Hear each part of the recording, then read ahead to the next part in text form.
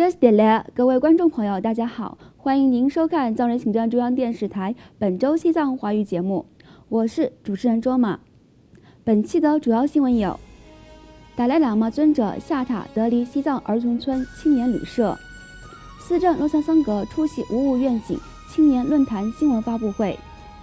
司政洛桑桑格圆满结束对印北德拉敦藏人社区的访问。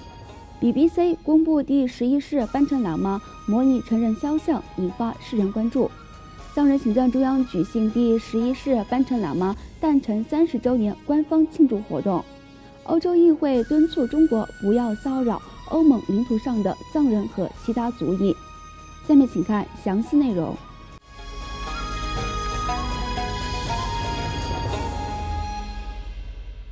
西藏精神领袖达赖喇嘛尊者在印度首都新德里一家酒店完成疗养后，于本周一离开下榻的酒店，莅领德林西藏儿童村青年旅社休养数天，并于今天4月26号返回印北达兰萨拉。达赖喇嘛尊者在印度首都新德里的喜来登酒店完成疗养后，于4月22号离开下榻的酒店，前往德里西藏儿童村青年旅社休养数天。当达赖喇嘛尊者莅临位于德里东郊的西藏儿童村青年旅社时，受到该社学生、工作人员以及几百名德里桑叶林藏人定居点民众的隆重迎接。在结束德里的治疗和休养后，达赖喇嘛尊者于今天上午返回了印北达兰萨拉，沿途受到数千名藏人和当地民众的隆重迎接。另外，藏人行政中央司政洛桑桑格于本周三4月24号在外交与新闻部举行的新闻发布会上，正式宣布启动第2届550愿景之青年论坛。司政洛桑桑格在新闻发布会上简要介绍了近年来召开的550愿景之论坛、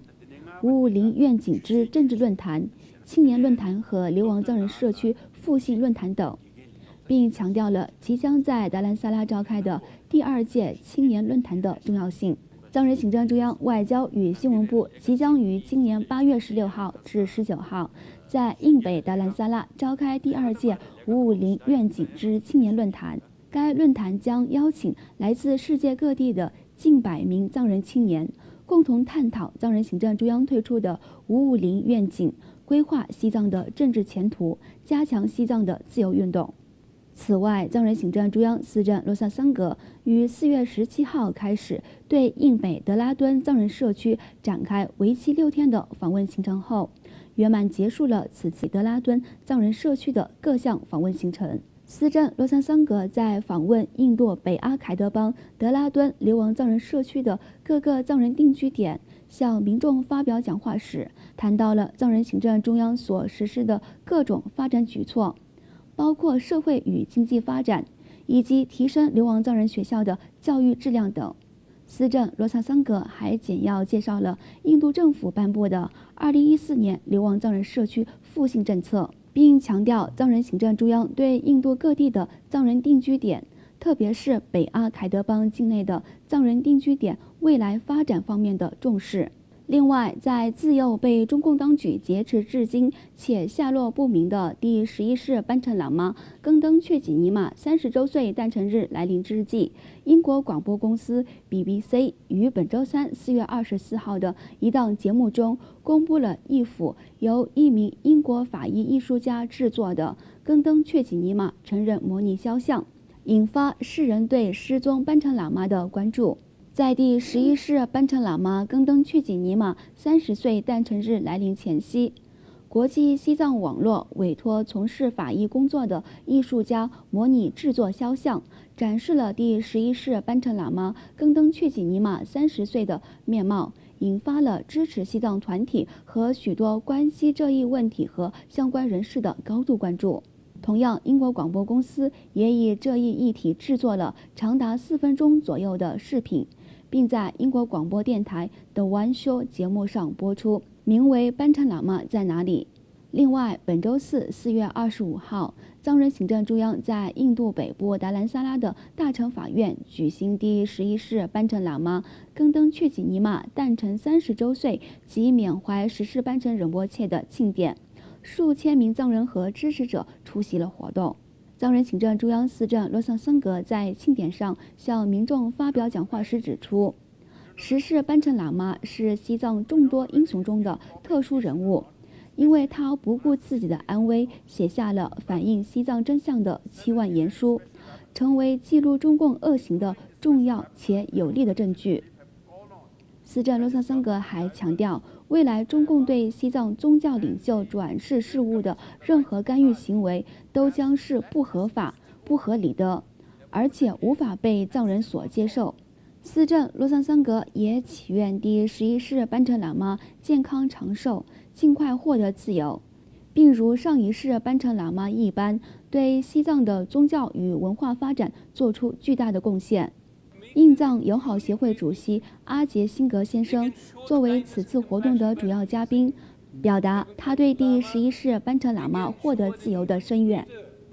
特邀嘉宾格尔登仁波切在发表讲话时，呼吁藏人团结一致，通过发起比以往任何活动更有效的运动，使第11世班禅喇嘛获得自由，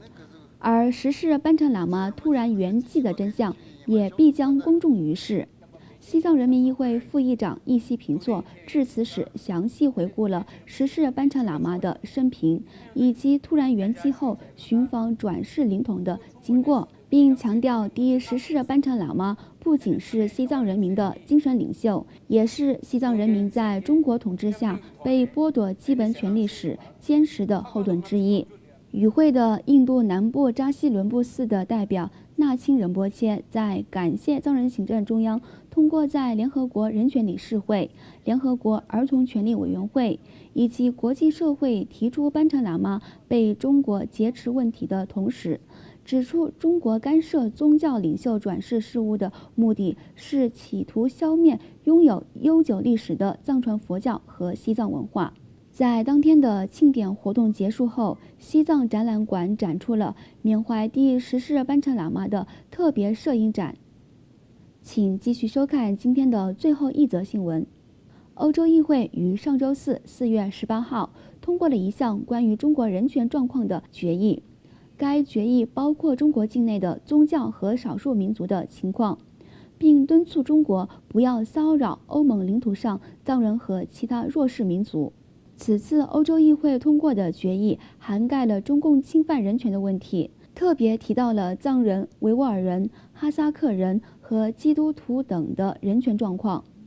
该决议不仅提到了在中国各地区的人权压制状况外，还提到了中共当局在其国境外以及在欧盟领土上的人权侵犯案。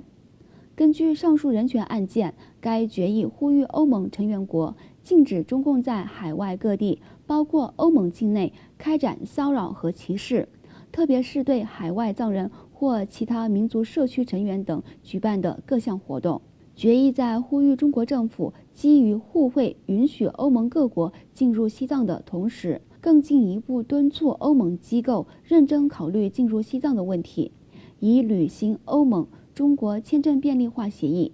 观众朋友，藏人行政中央电视台本周西藏华语节目就到此结束了，感谢您的收看，我们下期同一时间再会。